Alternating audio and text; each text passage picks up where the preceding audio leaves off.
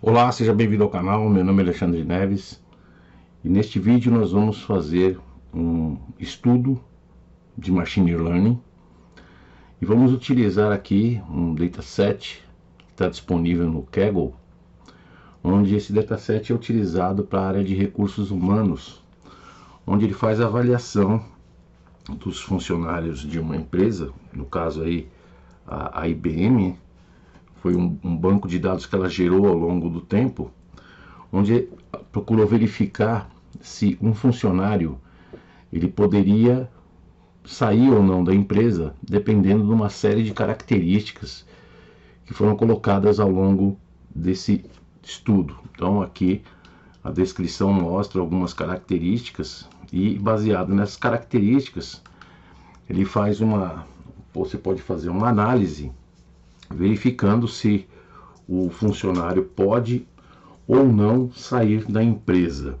E neste primeiro vídeo nós vamos fazer na primeira análise de visualização dos dados utilizando o Google Colab, onde nós vamos fazer uso do Python para poder analisar e visualizar os dados que compõem esse dataset.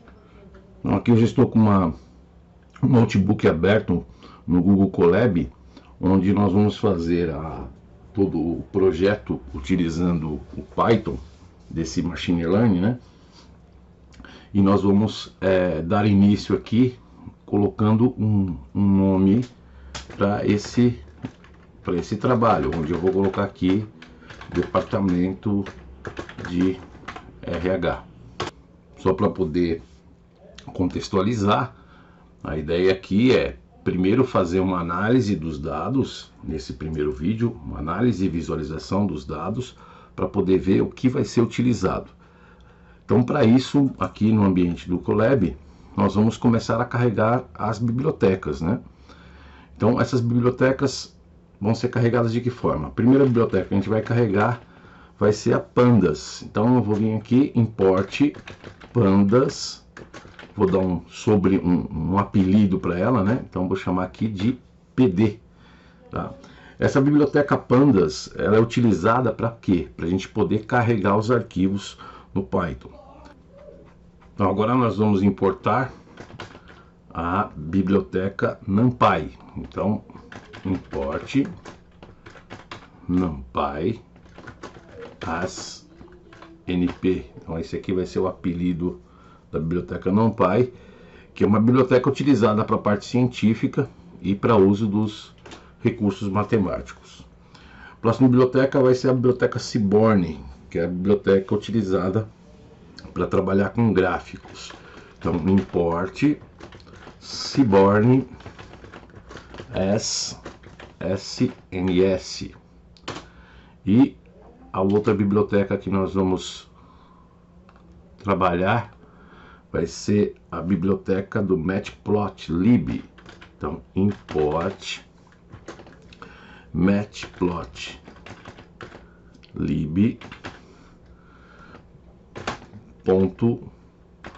.pyplot splt, que vai ser a biblioteca que nós vamos trabalhar com a visualização dos dados. Então, vamos colocar aqui.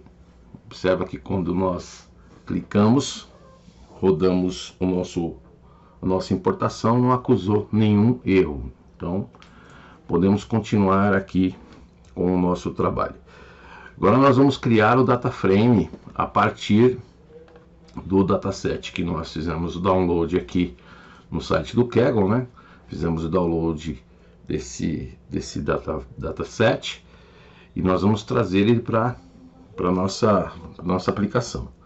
Então aqui nós vamos criar esse data frame. Então eu venho aqui, inserir um código, eu vou dar o nome aqui de employee underline df igual a pd.read underline csv, abre parênteses, e vou inserir o arquivo aqui, ó. Então vou clicar aqui na parte dos arquivos, Vou pegar esse arquivo, que é o arquivo que nós vamos querer trabalhar. Pode ver que ele está carregando, carregou o arquivo. Venho em cima desse arquivo aqui, botão direito, copiar caminho. Trago ele aqui para dentro do parênteses, coloco entre apóstrofos e colo. Colando, vamos rodar para poder ver se tem algum problema. Ele criou aí para nós, conseguiu rodar e está tudo correto. Então agora nós precisamos, através desse arquivo que nós acabamos de carregar, nós precisamos fazer uma primeira verificação aí, uma primeira visualização, que é o que interessa nessa primeira etapa, né, na etapa de análise de dados. Então nós vamos aqui em código, clicando em código, eu vou usar a função shape. Então employ, que foi o que eu usei ali, underline df ponto shape. Vamos rodar aqui e ele vai mostrar para nós que esse arquivo ele tem 1470 linhas com 35 colunas. E agora nós podemos fazer uma verificação aí básica de como está esse arquivo. Então nós vamos fazer aqui, ó, um novo código. Vou pegar aqui employ. Esse employ aí eu acabei fazendo, não é o correto, né? Seria um 2es, mas eu estou usando isso aí como sendo uma variável, sem problema nenhum. Se você quiser fazer da maneira aí com a tradução correta, né, de funcionário, seria com 2es, mas eu estou usando um e só e vou continuar trabalhando em cima dessa forma. Então agora nós vamos usar o read, que é a parte do cabeçalho. Então employed underline df.read, vamos pôr aqui para poder rodar e ele vai mostrar para nós aqui os valores aí dessa nossa tabela. Se eu colocar aqui entre parênteses, opa, deixa eu tirar esse zero daqui, ele vai mostrar os 5 primeiros. Se eu não colocar entre parênteses, ele vai mostrar uma ideia geral. Então aqui nós temos uma ideia de como está o nosso data frame. E o que vai interessar para nós agora é avaliar cada uma dessas colunas. Então aqui, por exemplo, nós temos a idade, que ele chama de age. Attrition seria se existe ou não um desgaste aí do funcionário dentro da empresa. Então isso aí a gente vai poder fazer uma avaliação mais profunda em cada uma dessas colunas para depois saber o que nós vamos utilizar para poder fazer a nossa análise inicial. A nossa análise aqui vai começar fazendo o quê? Aqui nós temos um atributo, que é o atributo da idade. Dependendo da idade, nós podemos fazer uma verificação se o funcionário tem uma tendência ou não sair da empresa de acordo com a sua idade. Nós podemos até verificar depois aqueles funcionários que têm uma idade menor, se eles têm essa tendência para poder sair da empresa. Como eu falei aqui, o attrition ele está relacionado à parte do desgaste com relação à empresa, que esse vai ser a nossa chave principal para poder fazer essa análise. Aqui ele fala se faz viagens, né, pela empresa. Daily rates, ele faz um cálculo relacionado ao salário diário. Como essa base de dados é uma base de dados dos Estados Unidos, eles utilizam bastante essa forma de cálculo, né? Um cálculo do salário diário. Aqui nós temos o departamento que ele trabalha, né? Então ele está nomeando aqui como vendas, pesquisa e desenvolvimento. Aqui nós temos nesse atributo a distância do trabalho até a residência, né? Aqui em Education nós temos o nível de escolaridade, o grau de escolaridade, que se nós formos observar aqui, ele traz um Education aqui, ó, below college, college, bacharelado, mestrado e doutorado. Aí nós temos depois a área, né, de formação. Então aqui nós temos todas as áreas de formação. Employee count, aqui é só uma contagem. Talvez essa coluna nós vamos tirar, porque ele só faz uma contagem aí do funcionário. Não vejo inicialmente uma utilidade para isso. Employee number seria um registro, né, do funcionário. Então, como seria aqui um registro que ele está cadastrado no Departamento de Recursos Humanos. Aí vem aqui Environment Satisfaction. Esse Environment Satisfaction está relacionado à pesquisa, onde ele fala da satisfação com o ambiente dentro da empresa, low, medium, high, very high. Aí nós temos também Job Involvement, que seria uma outra característica aqui que foi colocada para poder fazer essa análise. Ó. Então aqui também está o Job Involvement. Aqui nós temos o gênero, se é feminino ou masculino. Aqui nós temos a taxa, número de horas trabalhadas, né, que ele tem dentro da empresa. Aqui nós temos o Job Level. Job Level, ele está aqui também relacionado na pesquisa que ele coloca aí. Aqui seria o setor de trabalho dele, né, onde que seria o setor que ele está trabalhando. Job Satisfaction mostra aí a satisfação com relação ao trabalho. Aqui, se ele é casado ou solteiro, tá? Essas duas características aqui, monthly income, monthly rate, está relacionado ao cálculo dos salários. Como eu disse, essa parte é bem diferente do que nós temos aqui no Brasil. Então ele faz um cálculo com relação ao salário de uma outra forma. Aqui são o número de empresas que ele já trabalhou, né? Não companies worked. Aqui, se ele tem mais do que 18 anos ou não. Então aqui tem over 18. Nessa coluna aqui nós temos se ele faz hora extra ou não, overtime. Aqui nós temos percent salary hike, seria quanto de aumento ele teve, né, na empresa, a porcentagem de aumento no salário que ele teve na empresa. Aqui nós temos o performance rating, mostra a condição que ele tem ali na avaliação dentro da empresa. Então seria um índice de performance na própria empresa. Aqui Relationship Satisfaction, então ele está relacionado aqui à satisfação em termos de relação na empresa.